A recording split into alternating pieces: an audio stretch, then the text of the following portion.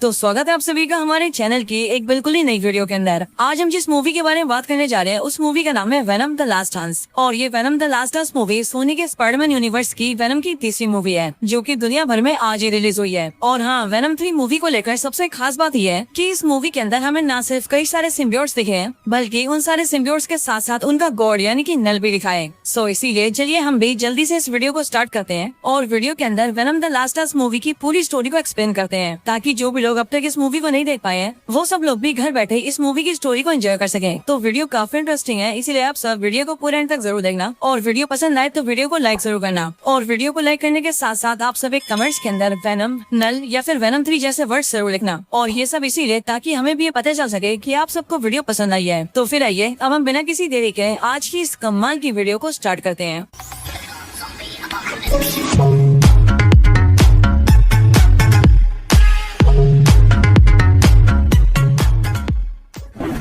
Venom 3 की starting होती है क्लिंटार से, जहाँ पर हम ये देखते हैं कि क्लिंटार के अंदर बहुत सारे सिम्बियोट्स होते हैं एंड उन सभी सिम्बियोट्स के बीच में बैठा होता है नल, वही नल जो कि इन सारे सिम्बियोट्स का गॉड है। बट यहाँ पर हम ये देखते हैं कि इस टाइम पर नल कैद होता है क्योंकि नल के हाथ पैर और उसके शरीर को उसके आसपास के सिम्बियोट्स ने जकड़ के रखा होता है। वो कहता है मैं नल हूँ, द गॉड ऑफ डार्कनेस यानी कि अंधेरे का भगवान, और मैंने ही सिम्बियोट प्रजाति को पैदा किया है। नल कहता है कि आज से बहुत साल पहले वो अपने अंधेरे के एम्पायर में था, लेकिन फिर अचानक से एक दिन रोशनी आई और उसने उसके अंधेरे के एम्पायर को उसे छीन लिया। लेकिन उसके बाद आगे चलकर उसके बनाए हुए सिम्बियोट बच्चों ने भी उसे धोखा दिया और उसे पकड़कर इस क्लिंटार के अंदर कैद कर दिया। इसके आगे नल कहता है कि इस कैद से निकलने के लिए उसे कोडेक्स चाहिए क्योंकि कोडेक्स एक ऐसी चीज है जो कि इस कैद की चाबी बनकर नल को यहाँ से आजाद कर सकती है। अब इसके साथ ही यहीं पर हमें पता लगता है कि इस क्लिंटार पर नल के साथ न सिर्फ उसके सिम्बियोट्स होते हैं बल्कि यहीं पर ही बहुत सारे ज़ेनोफेज भी होते हैं। और ये ज़ेनोफेज ऐसे क्रीचर्स होते हैं जो कि सिम्बियोट्स को मारकर खाते हैं। अब दोस्तों यहाँ पर ही सोनी ने थोड़ा सा अलग टेक लिया है और वो इसीलिए क्योंकि मार्वल कॉमिक्स के अंदर जो है ज़ेनोफेज होते हैं ये लोग किसी और प्लेनेट के होते हैं, लेकिन वेनम 3 मूवी के अंदर हमें ये दिखाया जाता है कि इन सारे ज़ेनोफेज को भी नल ने क्रिएट किया है और नल ने इन सबको क्रिएट किया है सिम्बियोट्स को क्रिएट करने से पहले।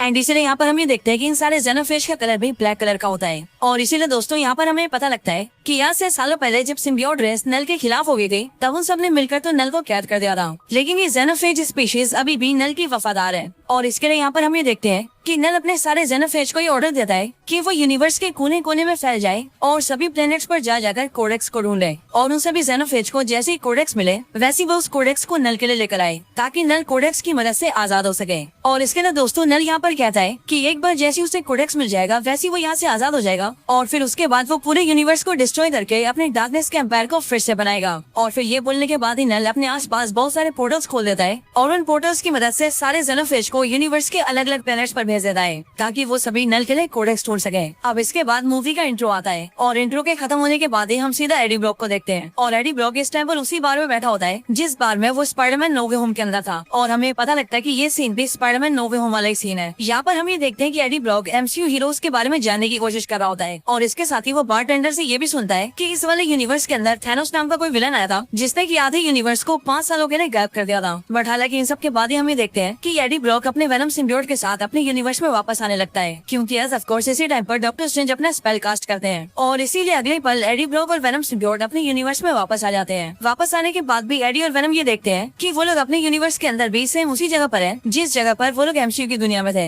यानी कि इस टाइम पर भी वो लोग मैक्सिको के उसी बार के अंदर होते हैं। और तो और उनके सामने का बारटेंडर भी बिल्कुल सेम होता है, बस फर्क सिर्फ इतना होता है कि इनके यूनिवर्स के बारटेंडर के बाल लंबे होते हैं। अब एडी ब्रॉक के यहाँ पर आते हैं हम ये देखते हैं कि वेनम एडी की बॉडी से अपने कई सारे हाथ बाहर निकालता है और एडी ब्रॉक के लिए ड्रिंक बनाकर उसे पिलाता है। लेकिन इसी टाइम पर बारटेंडर एडी को देखता है जिस वजह से वो ये नोटिस कर लेता है कि एडी की बॉडी के अंदर से बहुत सारे हाथ निकल रहे हैं। लेकिन फिर इसी टाइम पर एडी ब्रॉक उसी बार में लगे हुए एक टीवी को देखता है जिस टीवी के अंदर ये न्यूज चल रही होती है कि पैट्रिक मुलिगन नाम के एक डिटेक्टिव की मौत हो चुकी है और पुलिस को यह शक है कि पैट्रिक मुलिगन को एडी ब्रॉक ने मारा है। इसके लिए पुलिस एडी ब्रॉक को ढूंढ रही है, लेकिन एडी ब्रॉक इस टाइम पर गायब है। अब एडी ब्रॉक जैसे ये न्यूज सुनता है कि पुलिस वाले उसे पैट्रिक मुलिगन का हत्यारा समझ रहे हैं, वैसे ही वो समझ जाता है कि इस टाइम पर उसका सैन फ्रांसिस्को जाना खतरे से खाली नहीं है क्योंकि अगर वो वहाँ पर जाता है तो पुलिस उसे अरेस्ट कर लेगी और अगर ऐसा होता है तो वो अपनी बेगुनाही को साबित भी नहीं कर पाएगा। लेकिन फिर इसके बाद ही वेनम सिम्बियोट एडी से बोलता है कि अब आखिरकार एडी क्या करने वाला है, जिस पर एडी वेनम को बताता है कि असल में अब वो यहाँ से सीधा न्यूयॉर्क जाएगा क्योंकि वहाँ पर वो एक जज को जानता है और एडी को उस जज के कई सारे बुरे कामों के बारे में पता है और इसीलिए एडी उस जज से मदद लेगा और अपने आप को बेगुनाह साबित करेगा। अब एडी एडी ब्रॉक जैसे इस बात को फाइनल करता है कि उसे न्यूयॉर्क जाना है, वैसे ही वो उस बारटेंडर के पैसे देता है और पैसे देकर वहाँ से निकल जाता है। लेकिन दोस्तों इसी टाइम पर हम ये देखते हैं कि बारटेंडर को पैसे देने के लिए वेनम अपना हाथ निकालता है और उसके काउंटर के ऊपर पैसे रख देता है। लेकिन इसी टाइम पर हम ये देखते हैं कि वेनम ने जब काउंटर पर पैसे रखे होते हैं तब उसी टाइम पर पैसों के साथ साथ वेनम की बॉडी का एक छोटा सा टुकड़ा वहाँ पर रह जाता है और ये टुकड़ा भी बिल्कुल वैसे ही होता है जैसा टुकड़ा वेनम ने एमसीयू यूनिवर्स पर छोड़ दिया था। अब एडी ब्रॉक बाहर से निकलकर बाहर चलने लगता है, लेकिन बाहर सड़क पर चलते हुए उसे कई सारे कुत्तों की आवाज आती है और इसीलिए उन सारे डॉग्स की आवाजों को सुनकर एडी ब्रॉक उसी जगह पर जाता है जहाँ पर वो सारे डॉग्स होते हैं। वहाँ पहुंचकर एडी और वेनम ये देखते हैं कि कुछ बुरे लोगों ने बहुत सारे डॉग्स को पिंजरों में कैद कर रखा है और शायद से वो सब लोग मिलकर इन सारे डॉग्स को बेचना चाहते हैं और इसीलिए एडी और वेनम ये डिसाइड करते हैं कि वो लोग इन सारे पिंजरों को खोलकर डॉग्स को आजाद कर देंगे। लेकिन उनके ऐसा कुछ कहने से पहले वहाँ पर 3 लोग आ जाते हैं और ये तीनों वही लोग होते हैं जिन्होंने इन सारे डॉग्स को यहाँ पर कैद किया होता है। यहाँ पर एडी इन सबको जाने के लिए कहता है और वो उन तीनों से कहता है कि अगर वो लोग इन सब कुत्तों को जाने दें और चुपचाप यहाँ से निकल जाए तो वो किसी को भी कुछ नहीं करेगा। लेकिन हम ये देखते हैं कि वो तीनों एडी की बात नहीं मानते और वो लोग एडी पर हमला कर देते हैं और उस पर गोलियां चलाते हैं, जिसके रिस्पॉन्स में वेनम सिम्बियोट बाहर आता है और एडी ब्रॉक इस मूवी में पहली बार वेनम बनता है और फिर वेनम बनते ही वो सबसे पहले सारे डॉग्स को आजाद करता है एंड देन उन तीनों विलन्स को पकड़कर वेनम उनके सर को खा जाता है। अब इन सब के बाद एडी फिर से अपनी ह्यूमन फॉर्म में आ जाता है और उन सभी डॉग्स को आजाद करवा के वो वहाँ से निकल जाता है और अपने रास्ते में आगे की तरफ बढ़ने लगता है। लेकिन इसी टाइम पर हम ये नोटिस करते हैं कि एडी के पीछे वाली बिल्डिंग पर एक जेनोफेज आ जाता है, यानी कि वही जेनोफेज जिसे नल ने भेजा है। बट एडी ब्रॉक उस जेनोफेज को देखता नहीं है एंड वो अपने रास्ते पर चलता रहता है। अब इसी की दूसरी तरफ हम ये देखते हैं कि यहाँ से बहुत दूर एक आदमी बैठा है जो कि इस टाइम पर एडी ब्रॉक पर नजर रख रहा है और एडी ब्रॉक इस टाइम पर जिस रोड पर चल रहा है उस रोड के सीसीटीवी कैमरास एडी ब्रॉक की फुटेज कवर कर रहे हैं और इन्हीं सारे फुटेज के जरिए वो अनजान आदमी एडी ब्रॉक को देख रहा है। अब यहाँ पर हमें इस आदमी का फेस नहीं दिखा जाता है, लेकिन ये आदमी यहाँ पर कहता है कि एडी ब्रॉक अब बाहर आ चुका है और इसीलिए अब इसे पकड़ने का वक्त आ गया है। और फिर इसके लिए ये अनजान आदमी जनरल रेक्स को फोन करता है एंड उससे कहता है कि वो एडी को पकड़ ले। और यहाँ पर इसकी बातों से हमें पता लग जाता है कि ये बंदा चाहे जो भी है लेकिन ये एडी ब्रॉक और वेनम दोनों के बारे में जानता है। अब इसके बाद ही हम सीधा जनरल रेक्स को देखते हैं जो कि इन्फॉर्मेशन मिलते ही अपनी टीम के साथ सीधा उसी बार के अंदर जाता है जहाँ पर एडी और वेनम थे। यहाँ पर पहुंचकर वो उस बारटेंडर से इन्फॉर्मेशन लेता है जिस पर वो बारटेंडर जनरल रेक्स को बताता है कि अभी जो आदमी आया था उसके बहुत सारे हाथ थे और वो अपने हाथों को बहुत ही लंबा करके कुछ भी पकड़ रहा था। अब ये बात सुनकर ही जनरल रेक्स अपनी टीम से कहता है कि वो लोग उस बारटेंडर को बेहोश करके अपने साथ ले चले, जिसके लिए टीम ऐसे ही करती है और वो उसे बेहोश करके अपनी गाड़ी में डाल देती है। लेकिन हाँ, इसके साथ ही जनरल रेक्स वेनम सिम्बियोट की बॉडी के उस छोटे से पार्ट को भी उठा लेता है जो कि वेनम की बॉडी से निकलकर काउंटर पर रह गया था। अब इसके बाद सीन शिफ्ट होता है और हम सीधा एक लेडी से मिलते हैं। अब इस लेडी का नाम होता है डॉक्टर पेन एंड हमें पता लगता है कि ये डॉक्टर पेन बेसिकली एरिया 51 के अंदर रिसर्च का काम करती है। अब दोस्तों जो भी लोग नहीं जानते हैं सबको मैं बता दूं कि बेसिकली एरिया 51 नाम की जगह यूएसए में सच में एग्जिस्ट करती है और इस जगह को लेकर ऐसा कहा जाता है कि यहाँ पर एलियंस और एलियंस से जुड़ी हुई चीजों पर रिसर्च की जाती है एंड हमें इस मूवी के अंदर भी ऐसा ही दिखाया जाता है। हम डॉक्टर पेन को देखते हैं जो कि एरिया 51 में अपना काम करने जाती है और वहाँ पर आकर हमें पता लगता है कि बेसिकली अर्थ पर जितने भी सिम्बियोट्स मौजूद थे उन सारे सिम्बियोट्स को पकड़कर यहीं पर रखा गया है। लेकिन इसके कुछ टाइम बाद ही यहाँ पर डॉक्टर पेन से मिलने के लिए जनरल रेक्स आता है, जिसके बाद हमें पता लगता है कि जो जनरल रेक्स है वो भी असल में एरिया 51 के लिए काम करता है। यहाँ पर जनरल रेक्स ने बार के अंदर से वेनम की बॉडी के जिस छोटे से टुकड़े को पकड़ा होता है वो उसे भी डॉक्टर पेन को दे देता है ताकि वो उस पर रिसर्च कर सके। लेकिन फिर कुछ टाइम बाद ही डॉक्टर पेन जनरल रेक्स को लेकर सीधा एक रूम के पास जाती है और वहाँ रूम के अंदर के एक बंदे को देखने लगती है। हम ये नोटिस करते हैं कि उस रूम के अंदर पैट्रिक मुलिगन है जो कि इस टाइम पर जिंदा है और एरिया 51 की कैद में है। यहाँ पर डॉक्टर पेन और जनरल आपस में बात करते हुए कहते हैं कि जब हमें मिला था तब उस टाइम पर ये मरा हुआ था और इसके लिए हमने एक सिम्बियोट से इसका बॉल करवाया जिस वजह से अब ये जिंदा हो चुका है। एंड फिर यहीं से दोस्तों हमें पता लगता है कि सोनी के स्पाइडरमैन यूनिवर्स के अंदर कोई सिम्बियोट किसी मरे हुए को भी जिंदा कर सकता है। अब इसके बाद ही हमें नोटिस करते हैं कि पैट्रिक मुलिगन एकदम से खड़ा हो जाता है और वो रूम के शीशे के पास आता है एंड वो डॉक्टर पेन और जनरल से बात करते हुए उनसे कहता है कि तुम सबके ऊपर बहुत ही बड़ा खतरा आने वाला है। इसके बाद ही हमें पता लगता है कि असल में पैट्रिक मुलिगन जो भी बोल रहा है वो असलियत में उसके सिम्बियोट का शब्द है, जिसका मतलब इस टाइम पर पैट्रिक मुलिगन नहीं बल्कि उसका सिम्बियोट उनसे बातें कर रहा है। यहाँ पर पैट्रिक मुलिगन के अंदर का सिम्बियोट जनरल और डॉक्टर पेन को नल के बारे में बताता है और इस सिम्बियोट को भी नल के बारे में इसीलिए पता है क्योंकि सोनी के स्पाइडरमैन यूनिवर्स के सारे सिम्बियोट्स हाइपमेट से कनेक्टेड है। वो सिम्बियोट उन्हें बताता है कि जिसने उन सबको क्रिएट किया है उसका नाम नल है और वो अंधेरे का भगवान है। लेकिन आज से बहुत साल पहले उन सारे सिम्बियोट्स ने मिलकर नल को कैद कर दिया था, पर अब नल आजाद होना चाहता है और इसीलिए वो कोडेक्स को हासिल करना चाहता है ताकि कोडेक्स से वो खुद को आजाद कर ले। अब इसके बाद सीन शिफ्ट होता है और हम सीधा एडी को देखते हैं। हम ये देखते हैं कि एडी ब्रॉक वेनम सिम्बियोट बनकर एक प्लेन से चिपक गया है और वो उसी प्लेन के जरिए हवा में उड़ के न्यूयॉर्क आ रहा है। लेकिन इसके अगले पल एक जेनोफेज वेनम को ट्रेस करता हुआ उसी प्लेन के ऊपर आ जाता है, जिसके बाद उसी प्लेन पर वेनम और जेनोफेज की फाइट होती है और हम यहाँ पर ये देखते हैं कि जेनोफेज को वेनम की बॉडी के अंदर कोडेक्स दिख रहा होता है जो कोडेक्स वेनम के गले पर होता है। लेकिन यहाँ पर वेनम किसी तरह से जेनोफेज को चकमा देता है और वो प्लेन से कूदकर एक पैराशूट खोलता है और एडी को बचा लेता है। नीचे आकर एडी ब्रॉक वेनम से पूछता है कि आखिर वो क्रीचर कौन था और आखिरकार वो उन पर हमला क्यों कर रहा था। इसका जवाब देते हुए वेनम एडी को बताता है कि असल में वो एक जेनोफेज था और वो यहाँ पर उनसे उनका कोडेक्स लेने आया था। अब वेनम की बातें सुनकर एडी को कुछ भी समझ नहीं आता है, इसलिए एडी उससे कहता है कि आखिरकार ये सब क्या चल रहा है। जो सुनकर वेनम एडी को सब कुछ शुरुआत से बताता है। वेनम एडी को बताता है कि असल में उन सभी सिम्बियोट्स को एक गॉड ने क्रिएट किया है, जिस गॉड का नाम है नल। लेकिन उसी नल ने सभी सिम्बियोट्स को क्रिएट करने के साथ साथ सारे जेनोफेज को भी क्रिएट किया है, यानी कि वही क्रीचर जो कि उन पर हमला करने आया था। लेकिन आज से बहुत साल पहले सारे सिम्बियोट्स ने मिलकर नल को क्लिंटार के अंदर कैद कर दिया था, पर अब नल आजाद होना चाहता है और आजाद होने के लिए उसे कोडेक्स चाहिए। अब इसके बाद कोडेक्स के बारे में बताते हुए वेनम सिम्बियोट एडी से कहता है कि एक सिम्बियोट के अंदर अपने होस्ट को फिर से जिंदा करने की पावर्स होती है, और इसीलिए मान लो अगर किसी सिम्बियोट का होस्ट मर गया तो वो सिम्बियोट अपने होस्ट को फिर से जिंदा कर सकता है। लेकिन जैसे कोई सिम्बियोट अपने होस्ट को फिर से जिंदा करता है, वैसे उसके और उसके होस्ट की बॉडी के अंदर एक एनर्जी डेवलप हो जाती है, और वही एनर्जी असल में कोडेक्स है, और यही कोडेक्स नल को चाहिए जिससे कि वो खुद को क्लिंटर नाम की जेल से आजाद कर सके। अब वेनम की बात सुनकर एडी उससे कहता है कि अच्छा है कि हमारे पास तो कोई कोडेक्स नहीं है, क्योंकि मैं तो कभी नहीं मरा हूँ। पर ये सुनते ही वेनम एडी से कहता है कि तुम एक बार मर चुके हो, और फिर इसके बाद ही हमें एक पुराना सीन दिखा जाता है जो सीन वेनम 1 मूवी का होता है। एंड यहाँ पर हम ये देखते हैं कि एडी ब्रॉक की मौत हो जाती है, जिसके बाद वेनम सिम्बियोट एडी को फिर से जिंदा करता है। एंड अब इसी वजह से वेनम सिम्बियोट और एडी की बॉडी के अंदर कोडेक्स आ चुका है। लेकिन यहीं पर ही वेनम एडी से ये भी कहता है कि जेनोफेज को कोडेक्स सिर्फ तभी दिखाई देता है जब वो एडी ब्रॉक को पूरी तरह से वेनम में ट्रांसफॉर्म करता है, क्योंकि जैसे एडी ब्रॉक पूरी तरह से वेनम बनता है वैसे ही उसके गले में जो कोडेक्स है वो पूरी तरह से चमकने लगता है और जेनोफेज को कोडेक्स से सिग्नल मिलने लगता है, जिस वजह से जेनोफेज बहुत दूर से भी कोडेक्स को ढूंढकर वहाँ पर आ जाता है। और इसके लिए वेनम एडी से कहता है कि जब तक हमारे पास जेनोफेज का खतरा है तब तक वो एडी को पूरी तरह से ट्रांसफॉर्म नहीं करेगा, क्योंकि अगर ऐसा हुआ तो जेनोफेज उसे ढूंढकर वहाँ पर आ जाएगी और फिर वो एडी और वेनम दोनों को मारकर कोडेक्स को लेकर सीधा नल को दे देगी, जिसके बाद वो दोनों तो मरेंगे बल्कि नल भी आजाद हो जाएगा। अब इसके बाद एडी और वेनम आगे बढ़ते हैं और थोड़ा आगे आते हैं उन्हें घोड़ा दिखता है, जिसके बाद ही वो दोनों डिसाइड करते हैं कि वेनम घोड़े से बॉन्ड होगा ताकि वो एडी को जल्दी से वहाँ से ले जा सके। इसके लिए वेनम घोड़े से बॉन्ड होता है और वेनमाइज्ड हॉर्स बनके जल्दी से एडी को वहाँ से ले जाने लगता है। लेकिन चलते चलते जैसे वो लोग नदी के पास पहुँचते हैं वैसे हम ये देखते हैं कि जनरल रेक्स और उसकी टीम एडी को ढूंढ लेती है और उसे ढूंढते ही उस पर अटैक भी कर देती है। लेकिन यहाँ पर वेनम एडी को बचाने की पूरी कोशिश करता है, जिसके लिए वो एक फ्रॉग से भी बॉन्ड होता है और एक फिश से भी बॉन्ड होता है। लेकिन जब वेनम के पास कोई भी चारा नहीं बचता तब वो एडी से प्रॉपर्ली बॉन्ड हो जाता है, और उसके ऐसा होते हम ये देखते हैं कि जेनोफेज वेनम को ट्रैक कर लेती है और वो बहुत तेजी से वेनम के पास आ जाती है। लेकिन जेनोफेज के वहाँ पर आते ही जनरल रेक्स की जो टीम होती है वो उससे डर जाती है और वो जेनोफेज पर फायरिंग करने लगती है। लेकिन इसी मौके का फायदा उठाकर वेनम जल्दी से एडी की बॉडी में घुस जाता है और एडी ब्रोक को वहाँ से निकाल लेता है, जिसके बाद ही एडी ब्रोक और वेनम जनरल रेक्स और जेनोफेज दोनों से बच जाते हैं। इसके बाद ही एडी जंगल में आगे बढ़ने लगता है और वो जैसे थोड़ा आगे जाता है वैसे वो एक आदमी से मिलता है, जिस आदमी का नाम होता है मार्टिन। और मार्टिन यहाँ पर अपनी फैमिली के साथ होता है, जिसकी फैमिली में उसकी वाइफ और 2 बच्चे भी होते हैं। यहाँ पर मार्टिन एडी को अपने साथ खाना खिलाता है और पूछे जाने पर मार्टिन एडी को बताता है कि वो असल में एरिया 51 के पास जा रहा है, क्योंकि उसने सुना है कि वहाँ पर एलियंस होते हैं और उसका हमेशा से सपना रहा है कि वो एलियंस को देखे, एंड इसीलिए वो अपनी फैमिली को लेकर वहाँ पर एलियंस देखे जा रहा है। अब मार्टिन की बातें सुनकर एडी को समझ में आ जाता है कि मार्टिन काफी भोला वाला और अच्छा इंसान है, और इसके लिए एडी मार्टिन से हेल्प मांगता है एंड उससे कहता है कि मार्टिन उसे अपने साथ न्यूयॉर्क सिटी तक छोड़ दे, जिसके लिए मार्टिन मान जाता है और वो एडी को अपनी गाड़ी में बिठाकर उसे न्यूयॉर्क तक छोड़ देता है। जिसके बाद ही मार्टिन अपनी फैमिली को लेकर एरिया 51 के लिए निकल जाता है। यहाँ पर आने के बाद ही एडी ब्रॉक छुपने के लिए अपने कपड़े बदलता है और सीधा एक कसिनो में चला जाता है। लेकिन उसी कसिनो के अंदर वो मिसेस चैन से मिलता है, जिसके बाद ही मिसेस चैन एडी को देखकर बहुत खुश होती है एंड वो उसे अपने साथ अपने घर ले जाती है। यहाँ पर मिसेस चैन काफी खुश होती है और इसीलिए वो एडी के सामने डांस करती है एंड वो एडी से कहती है कि वो भी डांस करे, जिस पर हम ये देखते हैं कि एडी तो मना कर देता है। लेकिन वेनम एक्साइटमेंट में आकर डांस करने लगता है और वो एडी को प्रॉपर्ली वेनम में ट्रांसफॉर्म कर देता है। बट जैसे ऐसा होता है वैसे जेनोफेज उसे ट्रैक करते हुए वहाँ पर आ जाती है। बट जेनोफेज को देखकर वेनम फिर से एडी की बॉडी में घुस जाता है, जिसके बाद ही जेनोफेज उसे ट्रैक नहीं कर पाती है एंड वो चुपचाप वहाँ से चली जाती है। लेकिन जेनोफेज के वहाँ से जाने के बाद ही हम ये देखते हैं कि जनरल रेक्स और उसकी टीम भी वहाँ पर आ जाते हैं, क्योंकि उन्होंने भी एडी ब्रॉक को ढूंढ लिया था, और इसीलिए वहाँ पर आने के बाद ही वो लोग एडी ब्रॉक को बेहोश कर देते हैं और एक डिवाइस का यूज करके उसकी बॉडी से वेनम को बाहर निकालकर उसे कंटेनर में कैद कर देते हैं। और फिर वो लोग एडी ब्रॉक और वेनम दोनों को लेकर सीधा एरिया 51 के लैब में आ जाते हैं। इधर एडी ब्रॉक को जैसे होश आता है वैसे वो देखता है कि वो एरिया 51 के लैब के अंदर है। लेकिन जैसे उसे होश आता है वैसे हम ये देखते हैं कि जनरल रेक्स सीधा एडी के पास आता है और वो एडी को शूट कर देता है ताकि एडी की जान चली जाए। लेकिन इसी लैब के अंदर जो डॉक्टर पिंक की असिस्टेंट होती है, जिसका नाम डॉक्टर सैडी होता है, उसने असल में वेनम के कंटेनर को खोल दिया होता है, जिस वजह से वेनम सिम्बियोट उसकी बॉडी से होता हुआ सीधा एडी की बॉडी में घुस जाता है। और जैसे ऐसा होता है वैसे एडी ब्रॉक की जान बच जाती है और वो प्रॉपर्ली वेनम बन जाता है। लेकिन उसके वेनम बनते ही जेनोफेज में उसे ट्रैक कर लेती है और वो भी सीधा उस लैब के अंदर घुस जाती है और लैब के अंदर आते ही वो पूरे लैब को डिस्ट्रॉय करने लगती है और बारी बारी करके जनरल रेक्स के सारे आदमियों को भी मारने लगती है। अब ये देखकर डॉक्टर पिंक की जो असिस्टेंट होती है यानी कि डॉक्टर सैडी, वो बारी बारी करके सारे सिम्बियोट्स के कंटेनर को भी खोल देती है ताकि सारे सिम्बियोट्स मिलकर वेनम की हेल्प कर सके और वो सब मिलकर जेनोफेज को हरा सके। और इसीलिए जैसे सारे सिम्बियोट्स अपने कंटेनर से बाहर निकलते हैं वैसे वो अपने आसपास के लोगों से बॉन्ड होते हैं और जेनोफेज का मुकाबला करने लगते हैं। बट यहाँ पर हम ये देखते हैं कि जेनोफेज इन सारे सिम्बियोट से काफी पावरफुल होती है और इसीलिए वो इनमें से कुछ सिम्बियोट्स को पकड़ कर तो उन्हें खा भी जाती है। लेकिन वेनम इस बात का फायदा उठाता है और वो जल्दी से एडी की बॉडी में आ जाता है, जिससे कि जेनोफेज वेनम को ट्रैक नहीं कर पाती है। और फिर अगले पल एडी ब्रॉक उस लैब से बाहर निकल जाता है और बाहर खुले इलाके में आ जाता है। लेकिन बाहर आने के बाद ही एडी ये नोटिस करता है कि वहाँ पर मार्टिन और उसकी फैमिली भी आई हुई है। लेकिन अब क्योंकि जेनोफेज की वजह से मार्टिन और उसकी फैमिली को नुकसान हो सकता था, इसीलिए एडी जल्दी से उनके पास जाता है और वो उन सबको सेफली वहाँ से बाहर निकाल देता है। इसके साथ ही दूसरी साइड हम ये देखते हैं कि अब सारे सिम्बियोट्स मिलकर जेनोफेज पर भारी पड़ने लगते हैं। लेकिन जैसे ऐसा होता है वैसे जेनोफेज बहुत जोर से स्क्रीम करने लगती है एंड वो चिल्लाकर अपने दूसरे साथियों को सिग्नल दे देती है, जिससे कि हम ये देखते हैं कि उसके आसपास बहुत सारे पोर्टल्स खुलते हैं एंड वहाँ पर और भी 4-5 जेनोफेज आ जाते हैं। और फिर इसीलिए ये सब देखकर एडी ब्रॉक वेनम बनता है और वो भी सारे सिम्बियोट्स के साथ मिलकर सभी जेनोफेज से फाइट करने लगता है। लेकिन अब क्योंकि इतने सारे जेनोफेज सिम्बियोट्स पर बहुत भारी थे, इसीलिए सिम्बियोट्स की हार होने लगती है। और सिर्फ यही नहीं बल्कि वेनम और एडी ब्रॉक भी बहुत ज्यादा घायल हो जाते हैं। और फिर इसके लिए वेनम सिम्बियोट एडी ब्रॉक को थोड़ा दूर लेकर आता है एंड वो एडी से कहता है कि अब उसके पास इन सारे जेनोफेज को हराने का सिर्फ एक ही तरीका है और इसके लिए उसे और एडी को साथ मिलकर जेनोफेजेस का सामना करना हुआ। जिसके बाद ही हम ये देखते हैं कि एडी ब्रॉक एक बार फिर से वेनम बनता है और सभी जेनोफेज के पास आने लगता है, जो देखकर सारे जेनोफेज भी वेनम को घेर लेते हैं। लेकिन फिर इसके बाद ही वेनम अपने कई सारे टेंटिकल्स निकालता है और उन सारे जेनोफेज को भी खुद से बॉन्ड करने लगता है, यानी कि वो उन सबको भी खुद में मिला लेता है। और फिर ऐसा करने के बाद ही वेनम पास की एक ऐसी जगह पर आ जाता है जहाँ पर बहुत ही पावरफुल एसिड रखा होता है और वो ऐसा एसिड होता है जो कि कुछ भी खत्म कर सकता है। और यहाँ पर वेनम का एक प्लान होता है कि अब वो इन सारे जेनोफेज को उसी एसिड से मार दे। और इसीलिए वेनम जैसे उन सबको लेकर एसिड के पास जाता है, वैसे वहाँ पहुँचने के ठीक पहले वो एडी ब्रॉक अपनी बॉडी से निकालकर दूर कर देता है ताकि वो एडी की जान बचा सके। एंड फिर उसके बाद ही वेनम सारे जेनोफेजेस को लेकर एसिड के नीचे आ जाता है, जिसके बाद ही उस खतरनाक एसिड की वजह से वो सारे जेनोफेज धीरे धीरे करके खत्म हो जाते हैं। लेकिन उन सबके साथ साथ वेनम सिम्बियोट भी मारा जाता है। पर इस तरह से अपने मरने के साथ साथ वेनम सिम्बियोट सारे जेनोफेजेस को भी खत्म कर देता है और वेनम के साथ साथ एडी ब्रॉक भी बहुत सारे इंजरीज की वजह से बेहोश हो जाता है। लेकिन फिर इसके साथ ही हम ये भी देखते हैं कि जो डॉक्टर पेन होती है वो एक कंटेनर से एक सिम्बियोट को निकालती है एंड वो सिम्बियोट और कोई नहीं बल्कि स्कॉन सिम्बियोट होती है। एंड इसीलिए डॉक्टर पेन स्कॉन सिम्बियोट से बॉन्ड होकर स्कॉन बनती है और अपने असिस्टेंट को लेकर वहाँ से निकल जाती है। इसके बाद जब एडी ब्रॉक की आंखें खुलती है तब वो ये देखता है कि वो इस टेम्पररी हॉस्पिटल के अंदर है। यहाँ पर एडी ब्रॉक से मिलने के लिए यूएस मिलिट्री का एक सीनियर ऑफिसर आता है और वो यहाँ पर आकर एडी को थैंक यू बोलते हुए उससे कहता है कि एडी ब्रॉक ने जेनोफेज नाम के उन सारे एलियन क्रिएचर से हम लोगों को बचाया है और एडी एंड उसके वेनम सिम्बियोट की वजह से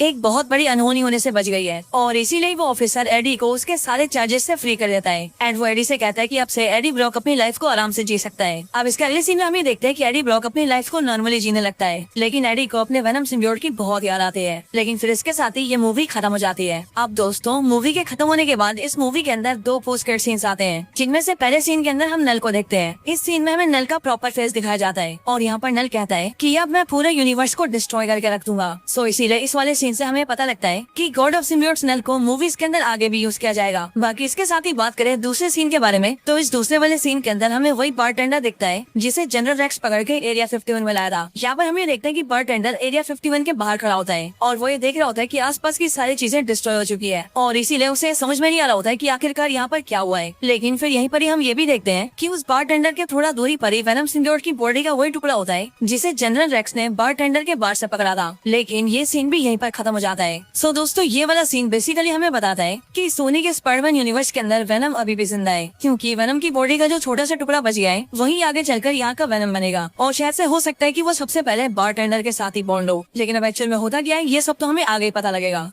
सो दोस्तों ये थी video venom the last dance movie की स्टोरी के ऊपर। वैसे आपको ये वीडियो कैसी लगी ये आप मुझे कमेंट्स के अंदर जरूर बताना और अगर आपको वीडियो पसंद आई हो तो वीडियो को लाइक करना और कमेंट्स के अंदर वेनम या फिर वेनम 3 जरूर लिखना।